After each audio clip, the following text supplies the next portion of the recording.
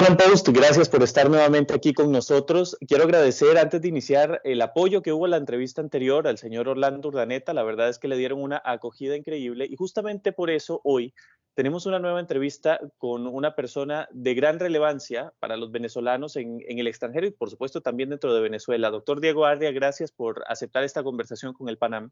Un gran gusto, Joel, gracias.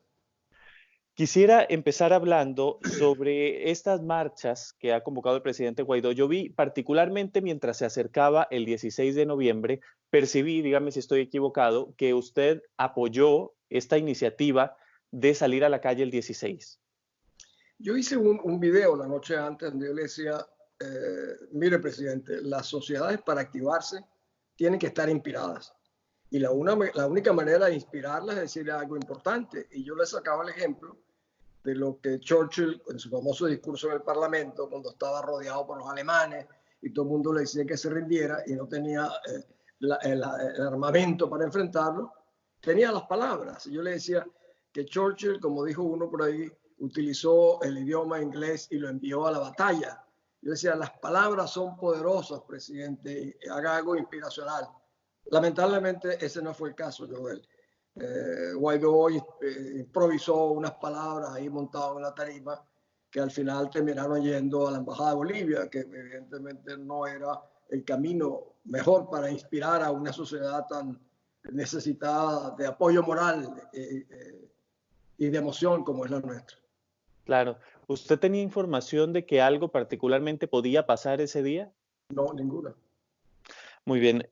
Ahora, yo estuve en esa marcha, en el 16, estaba en Caracas, y yo lo que pude percibir fue que la gente estaba en efecto animada a salir, quienes salieron, o sea, yo entiendo que la convocatoria fue menor que en el pasado, sin embargo, quienes estaban ahí de verdad tenían la intención de hacer algo más y estaban simplemente esperando la instrucción de este líder al que muchos le estaban dando una última oportunidad y esa instrucción no llegó.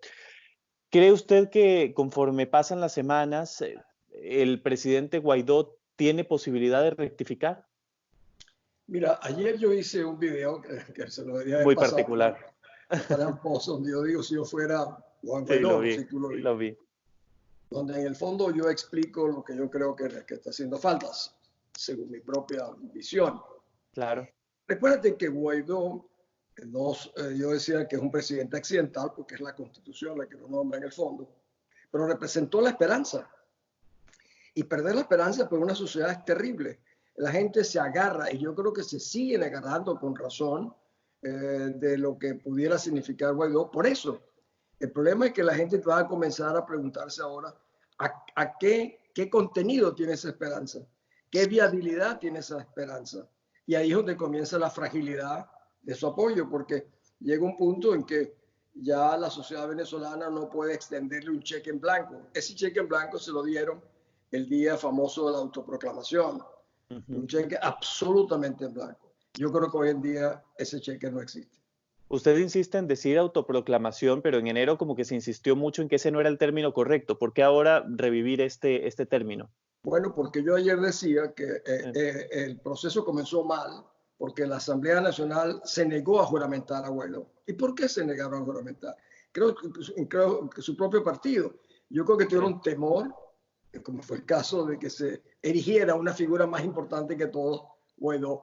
Y dijeron, no, esto tenemos que compartirlo entre los 4 partidos fundamentales de la Asamblea. De ninguna manera podemos ver que este muchacho se nos salga de ir del corral y se convierta en el líder de Venezuela. En vez de dejar que se convirtiera en el líder del proceso de rescate de la libertad, dijeron no, le pusieron un freno, lo obligaron a autoproclamarse. Y eso tuvo, como sabes, problemas muy serios para explicar al mundo que no era una autoproclamación, que era la Constitución, pero finalmente era una autoproclamación porque la Asamblea no lo juramentó. Muy bien, pero usted sí le da validez a esta autoproclamación, o sea, sí considera que es el presidente encargado. Yo absolutamente, incluso algunos constitucionalistas mantienen que no era necesario ni siquiera que se juramentara porque ya estaba juramentado como diputado previamente y como presidente de la Asamblea. Ok. ¿Usted cree que la calle es en efecto necesaria, como lo dice el presidente, porque ellos insisten en decir necesitamos estar en la calle, que nos encuentren en las calles activos, romper con la normalidad? ¿Usted considera que este planteamiento es correcto? Pues mira, Joel, cuando tú ves que lo que mantiene Hong Kong vivo en el radar internacional es justamente ver llamadas que entran. Ah, Cuando tú ves que la gente en las calles de Hong Kong es lo que mantiene Hong Kong vivo, cuando tú lo ves que aparece en Santiago de Chile, cuando aparece en La Paz, cuando aparece en Bogotá, y nosotros no podemos aparecer ausentes. Cuando estamos ausentes te preguntas, ¿qué está pasando en Venezuela? ¿Ya se callaron? ¿Se acabó? La gente en el mundo tiene otras preocupaciones y no pueden estar pendientes de conocer los detalles de qué está sucediendo en Venezuela. Y la gente es la mejor manifestación de que algo sucede en Venezuela. ahora, existe este mito a nivel internacional, y yo seguramente usted está muy consciente de ello, de que muchos partidos políticos, muchos sectores de la opinión pública internacional insisten en que la oposición en Venezuela no está unida, que lo que se requiere es unidad en la oposición. Ahora, yo veo que sí hay unidad en cierto sector de la oposición, se han unido muy bien para defender sus intereses, sin embargo, lo veo como un obstáculo para que finalmente se llegue al propósito que deberían estar persiguiendo, que es la libertad. Entonces, ¿cómo explicarle, si usted coincide conmigo en este planteamiento, cómo explicarle a la comunidad internacional que es justamente esa unidad la que está perjudicando el proceso? Definitivamente coincido contigo, Joel. Yo tengo tal vez cerca de 20 años diciendo que en Venezuela no hay oposición, de lo que hay son posiciones y que esas posiciones sumadas no reflejan, no representan el interés nacional. Y viene de la coordinadora, viene de la MUD y sigue hoy en día con un gobierno colegiado. La unificación está en torno a partidos políticos, a 4 partidos políticos que no representan, yo diría, al máximo el 20% de la población de Venezuela. Y esto hace que sea un verdadero obstáculo. Por eso yo les decía ayer, si yo fuese Guaidó, decía, yo convocaría un gobierno nacional, extrapartido, representativo del país. Y eso sí sería una oposición. Hoy en día lo que hay son posiciones de grupos políticos en ese gobierno colegiado, cada quien peleando por un espacio electoral que vale cero hoy en día, porque luchan a muerte por la franquicia electoral que han tenido durante muchísimos años y se olvidan de que es una franquicia electoral que bajo una tiranía vale cero. Claro. Claro, ahora le queda al presidente Guaidó más o menos unas 6 semanas, 7 semanas, me parece, antes de que termine su mandato y ahí tendría que haber una reelección eventualmente. ¿Usted cree que se logre esta reelección? Porque entiendo que hay movidas económicas muy importantes para poner a algunos de los grupos aún más cercanos al régimen, si eso es posible, para ponerlos en la presidencia de la Asamblea. Yo oigo lo mismo, pero tú sabes, en esto nunca me ha gustado guiarme por rumores, sobre todo cuando los rumores son tan complicados en Venezuela en esta época que vivimos. Yo creo que ese no será el caso, pero es mi propia intuición. Y yo me imagino que Guaidó sería reelegido. Yo pienso eso hoy. Pero probablemente adelanten las parlamentarias para cortar su mandato, ¿no? Pues mira, como dicen, lo que tú pienses, lo que yo piense, puede ser hacer las dos. Yo creo que aquí hay un proceso para mí muy alarmante, que es que están negociando un proceso de elecciones. ¿Cómo tú vas a inspirar un país, Joel? Diciendo, mire, vamos a marchar por las calles porque lo que vamos a hacer es que vamos a nombrar un nuevo Consejo Nacional Electoral. Ujú. Eso no estimula a nadie, sobre todo no estimula a nadie sabiendo que medio mundo les ha dicho que hacer elecciones bajo una narcotiranía es un despropósito, o como dijo Felipe González, sería una tragedia, o el propio presidente de Colombia, el secretario de Estado Pompeyo, curiosamente, el secretario Almagro, todos nuestros amigos internacionales lo rechazan, pero el gobierno colegiado lo apoya. Eso genera inmediatamente una sospecha de que hay un acuerdo de cohabitación que yo creo que hoy en día existe, yo lo dije en el último acto que hicieron en la Asamblea, oficializaron la coexistencia, oficializaron la coexistencia con el narcorrégimen. Y eso es terrible. Bueno, y lo que está pasando en la Asamblea Nacional también es llamativo porque después de decir que esos diputados chavistas que se habían retirado habían perdido la investidura, no solo permiten que vuelvan, sino que los meten en la comisión para nombrar este nuevo Consejo Nacional Electoral. ¿Cómo analizar eso? Bueno, ¿y quién los mete? Fíjate, uno de los 4 partidos se llama Nuevo Tiempo. Hace 2 años nosotros teníamos la mayoría para haber creado un nuevo Consejo Nacional Sí, Electoral. ¿Qué sucedió? Fue el nuevo y era tiempo. Juan Guaidó el presidente de esa comisión. Exactamente, y no enviaron los 2 diputados y sabotearon. ¿Tuvo algún costo político eso para Nuevo Tiempo? No, ninguno. Por lo contrario, tienen una vicepresidencia en el Congreso y hoy en día son unos de los que están eligiendo o buscando, seleccionando a la gente del Consejo Nacional Electoral. Como que no hubo un precio, para mí, en lo que fue sin la menor duda un delito de lesa patria, porque conspiraron contra el interés nacional, pero no les pasó nada.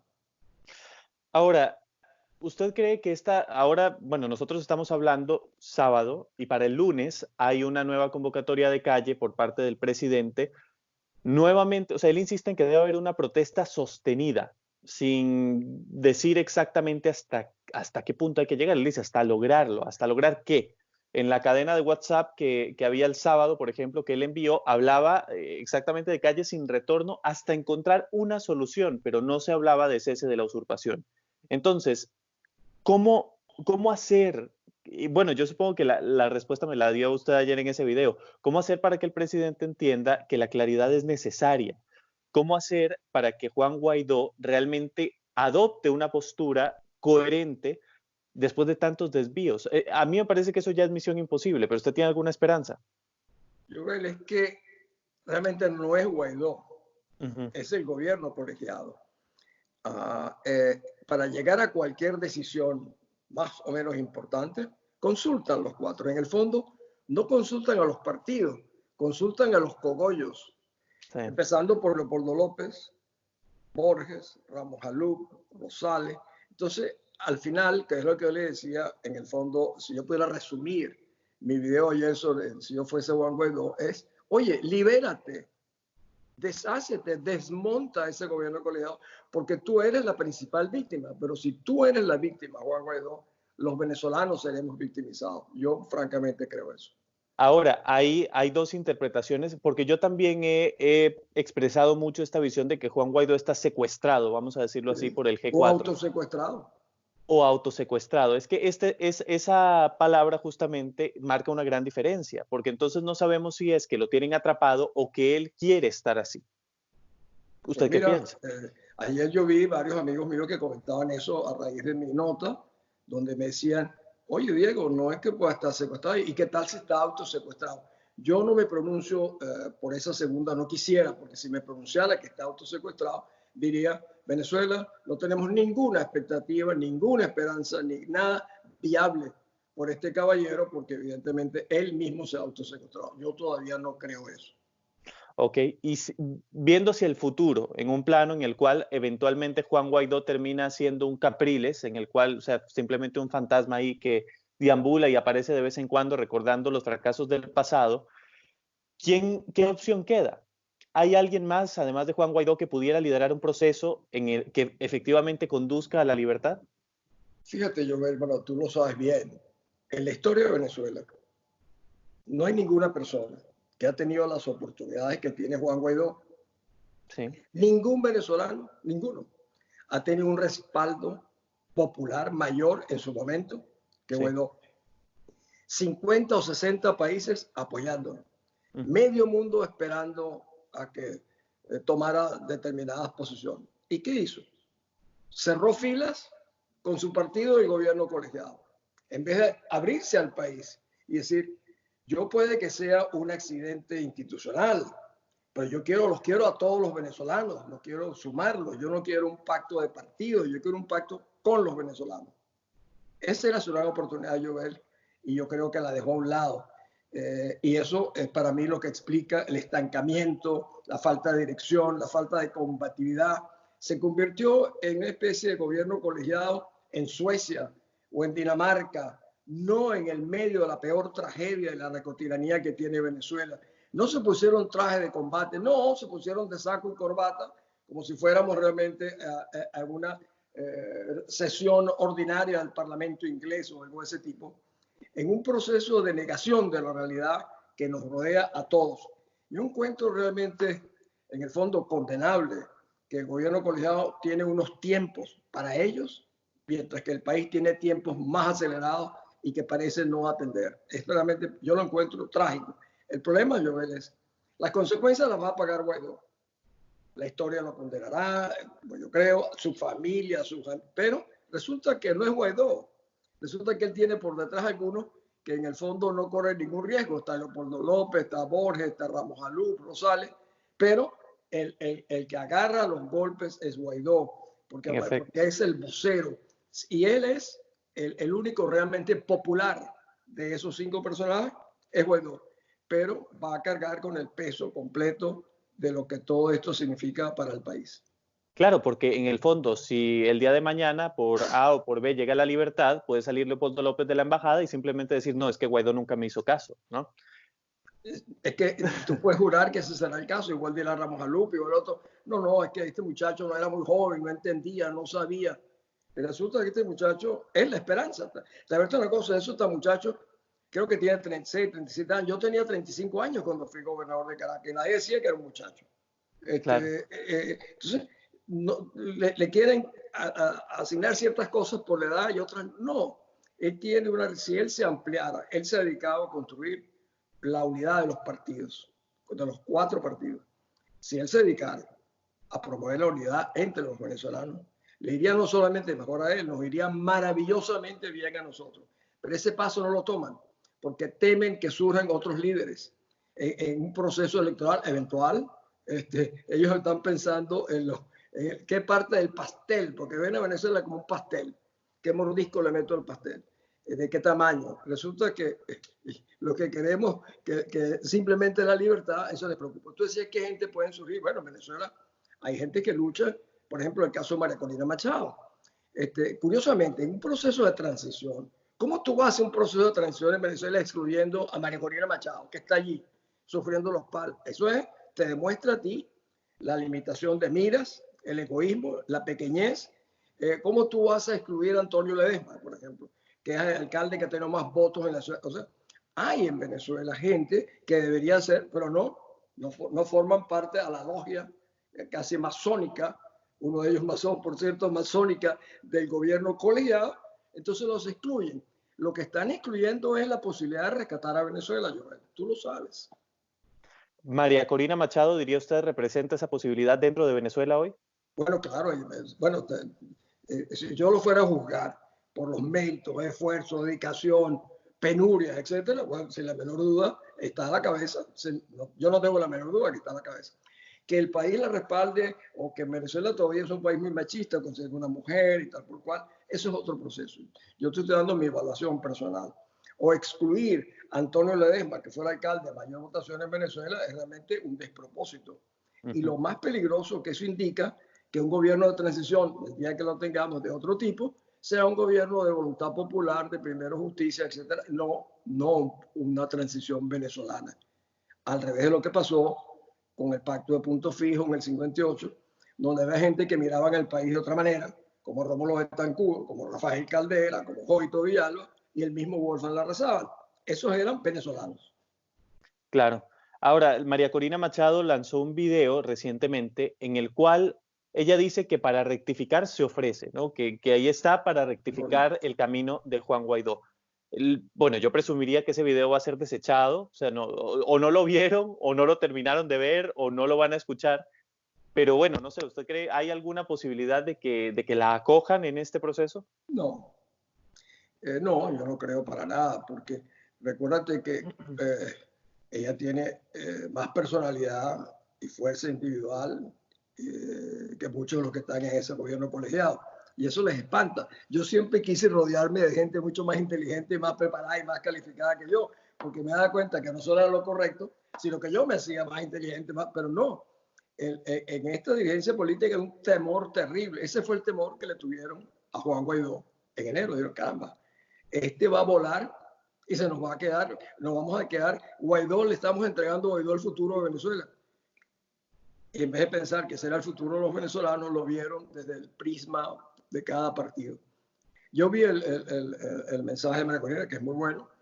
Yo creo que es generoso porque algunos lo interpretarán que se está ofreciendo cualquier un puesto. Yo no creo que ese fue el caso, todo lo contrario. Más aún, ella, Ledesma y yo le hemos hecho 2 o 3 cartas públicas a Guaidó diciéndole cómo es el camino. También Soy Venezuela se lo dijo.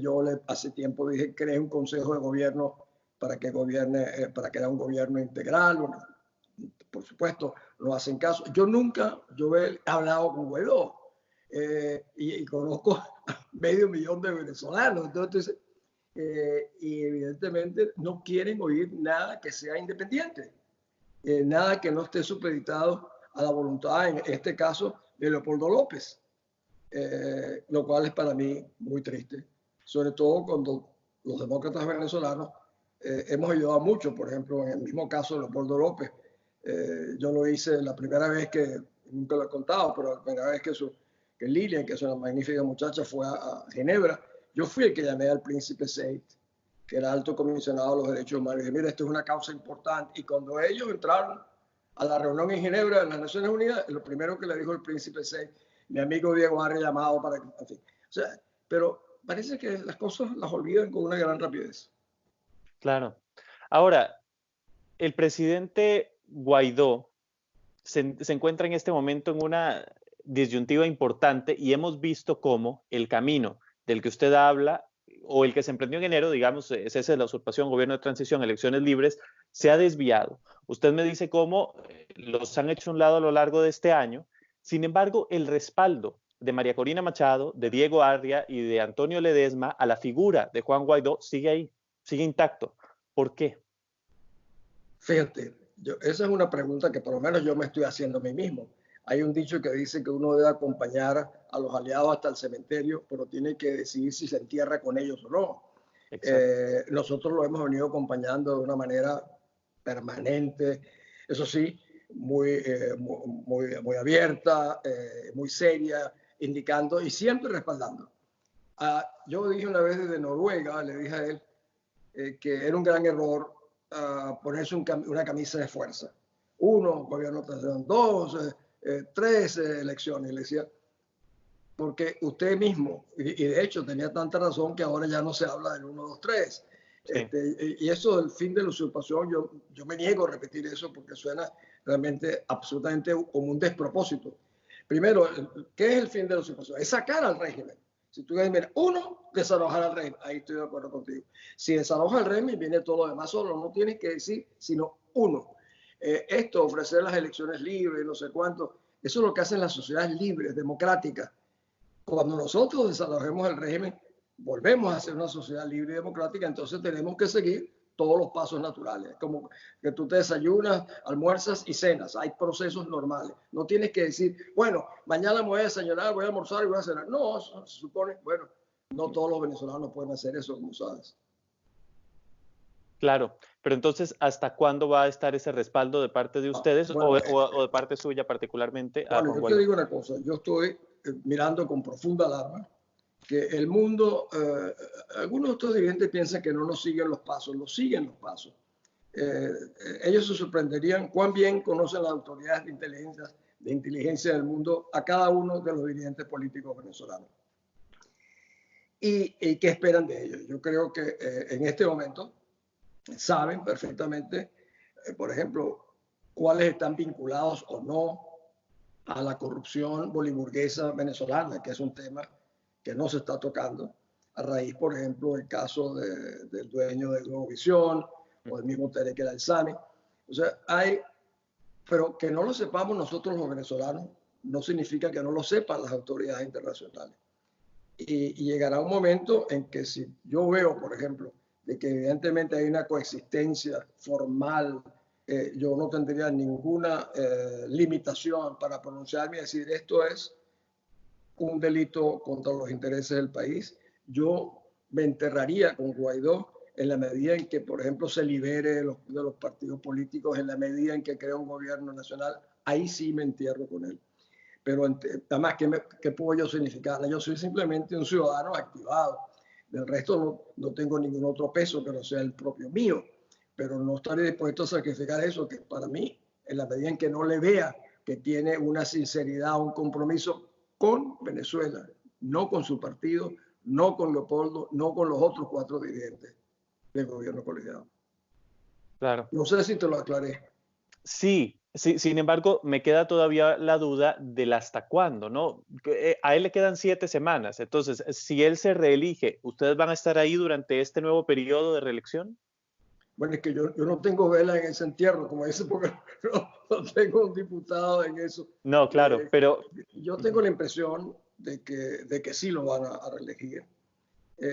Yo creo que es el momento, por ejemplo, para que María Corina, mismo Antonio y yo nos pronunciemos de una manera mucho más firme ante lo que significaría una reelección y qué tipo de compromisos debería asumir.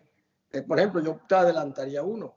Él no puede seguir de presidente interino sin un gobierno, sin un consejo de gobierno representativo del país, no con amigos de él, de generación, de estudio o de partidos políticos. Eso no puede ser. O ujú, sea, si él hace eso, yo creo que nosotros debiéramos advertirle que tiene que crear un consejo de gobierno. Creo que Soy Venezuela le habló de un consejo ejecutivo o algo. sí, Yo vengo planteando eso desde las primarias, piensa tú, del año 2011, que yo les decía a María Corina, a Leopoldo, a ellos, ninguno de nosotros puede montarse encima un gobierno de transición. No tenemos espalda. Tiene que ser un consejo de gobierno. Yo incluso los molestaba diciéndole, mire, yo les abro el camino. Después de 2 o 3 años, ustedes lo siguen. Y no me reeligen ni siquiera el recogedor de perros de Baruta. Pero todos pensaban que tenían la absoluta capacidad para enfrentar. Evidentemente, ninguno lo tenía, ninguno lo tiene. Y por eso es que yo creo que un consejo de gobierno representativo tenga empresarios, sindicalistas, estudiantes, gente, académicos, y que la gente diga, caramba, esto sí es Venezuela. Pero claro. Venezuela, como yo decía ayer, los venezolanos no saben ni siquiera quiénes los gobiernan hoy. Si supieran, se escandalizarían mucho más de lo que nosotros estamos hablando hoy.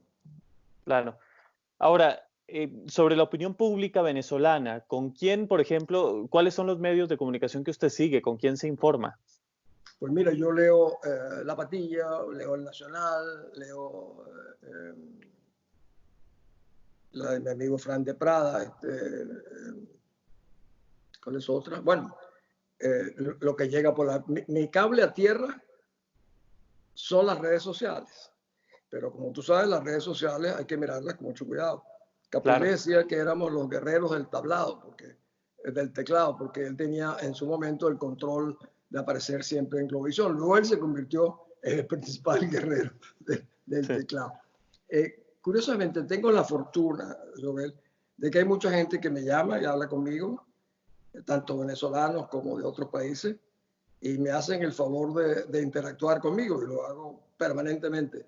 Y al final trato de hacerme mi propia posición. Yo no represento ningún interés comercial, ningún interés político y soy profundamente independiente. Eso me hace que, por supuesto, sea absolutamente incómodo, tanto para Guaidó como para los que lo acompañan.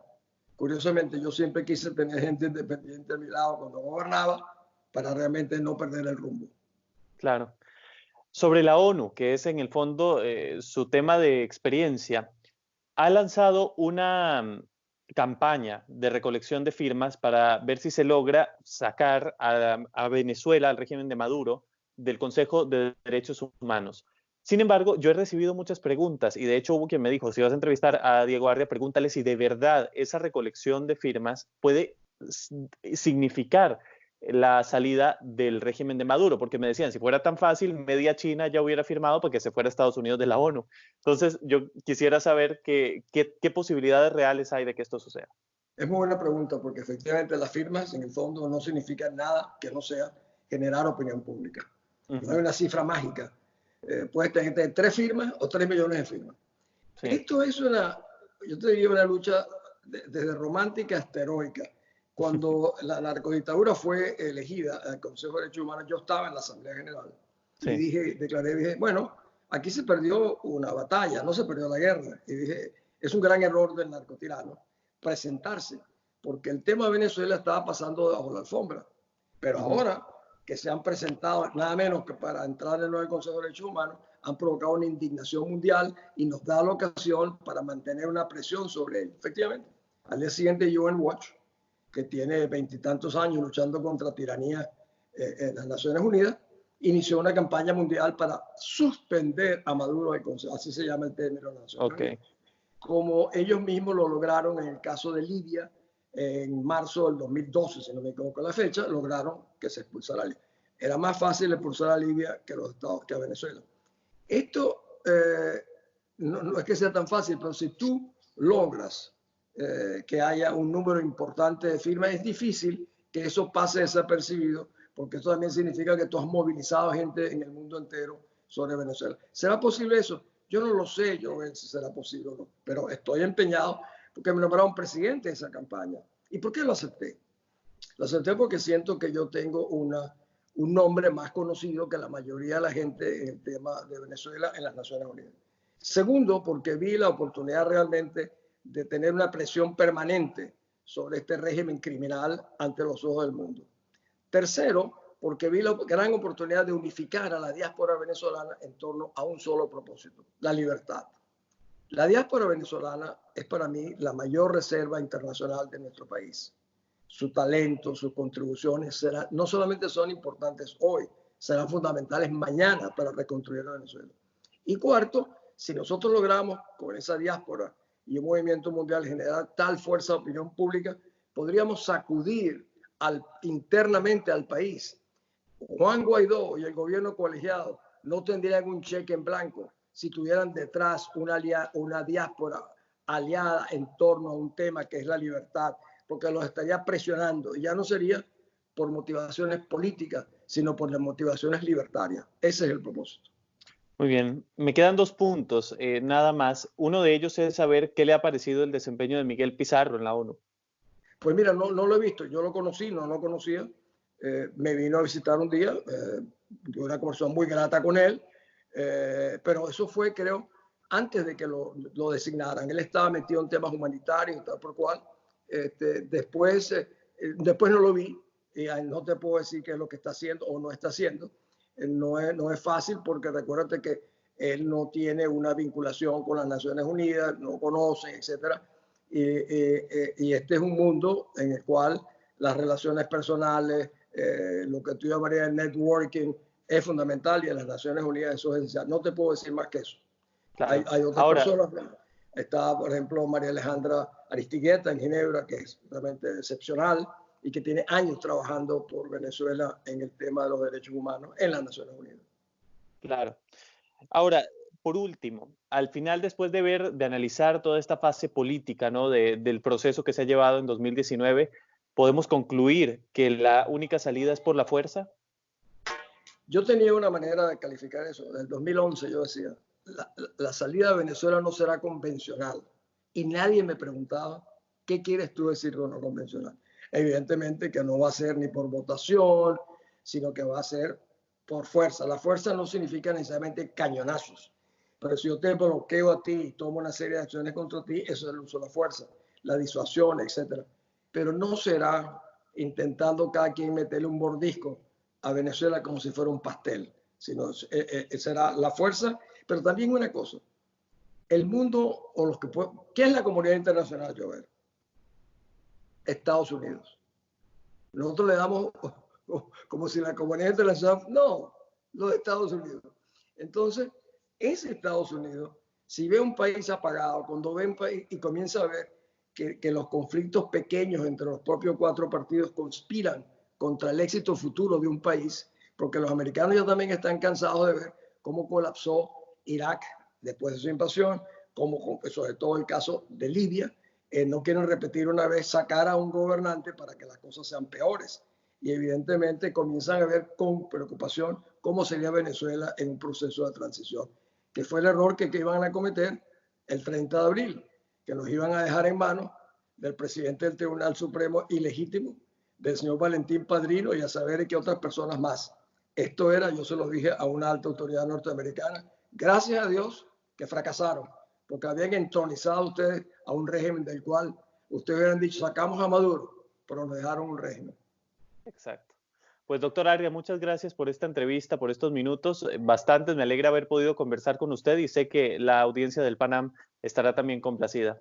Después una cosa, finalmente, fíjate, yo no me canso de decir, mira, como tú hablaste del principio de unidad, yo siempre he pensado que el día que los venezolanos nos unamos, que sumarnos, en general, nos vamos a maravillar de las cosas extraordinarias, Joel, que juntos podemos hacer. Un fuerte abrazo Gracias a ti y a para ambos. Gracias. Hasta luego. Hasta luego.